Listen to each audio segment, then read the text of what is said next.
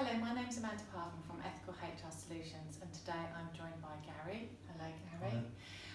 Gary was in the army for 11 years. He was in the police for 11 years, and he's knowingly been aware of the fact that he's had PTSD for the last 5 years. He was sexually abused when he was around 7 years old, and he tried to commit suicide in 2014.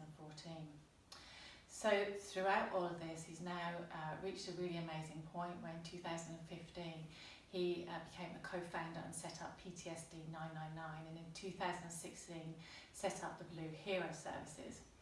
So Gary, perhaps you could explain to us sort of why you and Simon set up PTSD 999 and Blue Hero Services, and then talk us through a little bit about the effects of PTS and PTSD, and then what your services do to help people get into employment, please. Yeah.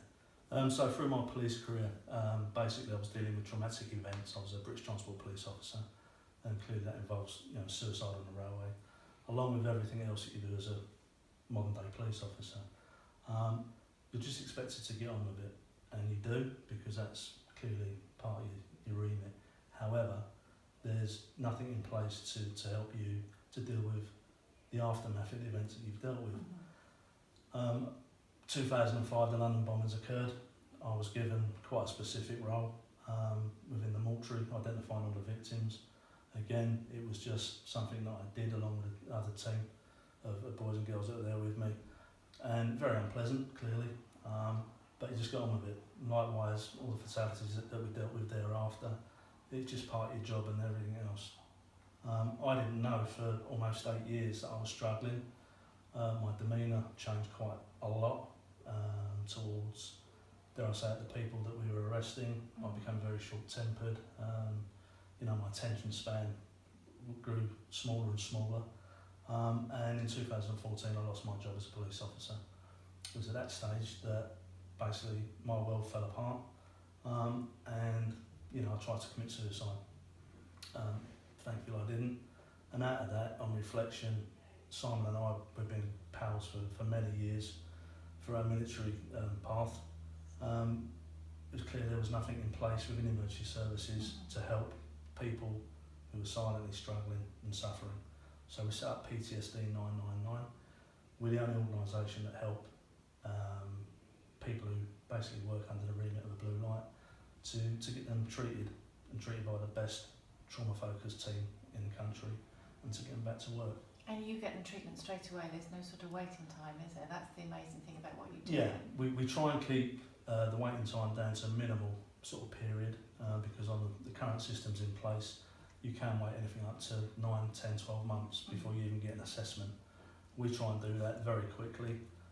Clearly, the anniversaries of all the events from the previous year, London bombings, etc., we are starting to get quite a healthy caseload now of people who have actually made that brave step and contacted us to get them assessed, get them treated if required, and get them back into the workplace, which is key, and to give them a little bit of normality back into their daily routines. And your success rate is incredibly high. So like you're saying, you're getting more people coming through your services, and your success rate and helping these people is really high, isn't it? Because absolutely. The way you do things. Yeah, they're talking to people that understand that the minimal will be for their clinical team 10-year background in trauma-focused therapy, so they get it, they understand it.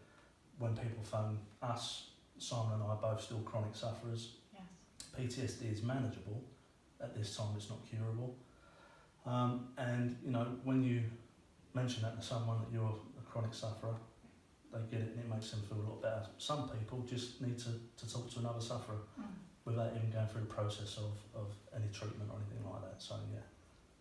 And then with the Blue Hero Services, how does that sort of come about? Because that's supporting people into employment, isn't it? With the help of PTSD 999, they work together. So once people have gone through that process of clinical treatment, whatever that manifests itself to, some people can't go back to work in the blue services or the blue light services because there's too many triggers, etc. So through the Blue Hero Foundation, what we try and do is get these boys and girls employed in other areas, give them back a bit of self-esteem, clearly an income. Yes. and make them feel part of the community again. Yeah, I think that's really important with anybody coming Yeah. into the working world, is not coming back into the working world, the value and the benefit to an individual of working. Absolutely. Okay, thank you very much. So if there's anybody out there that would like some help from you, what's the best way to contact you? Okay, so if you look us up on the old interweb, you find us under PTSD 999. Okay. That will direct you to our website. There's a support email address on there, Okay. which is www.support@ptsd999.org.uk.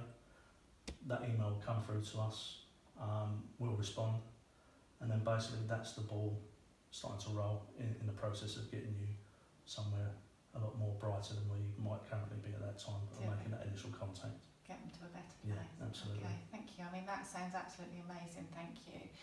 So I think really it's very important to share what the guys are doing here, and for people out there to know that there is help available to them to deal with these traumatic events and their emotional well-being, and then to help them into further employment. So thank you, Gary.